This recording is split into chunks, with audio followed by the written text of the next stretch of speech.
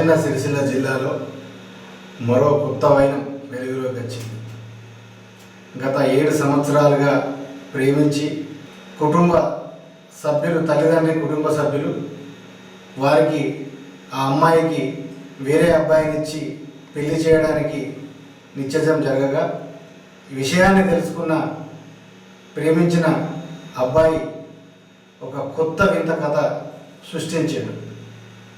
అదేమిటంటే స్వయంగా తానే అమ్మాయి ఫోటో మరియు అబ్బాయి ఫోటో వేసి ఈ యొక్క అమ్మాయిని నేను ప్రేమించాను, నేను పెళ్లి చేసుకుంటాను, మీరు ఈ అమ్మాయిని జోలికి రాకూడదు అంటూ ఆ యొక్క తయారు చేసిన పోస్టర్లను గ్రామంలో తిరుగుతూ గోడలపై అతికించడం జరిగింది. దీన్ని గ్రామంలో ఉన్న పెద్ద మనుషులు సీసీ కెమెరా ఫుటేజ్ ద్వారా చూడగా ఈ యొక్క వింత కథ వైనం వెలుగులోకి రావడం జరిగింది.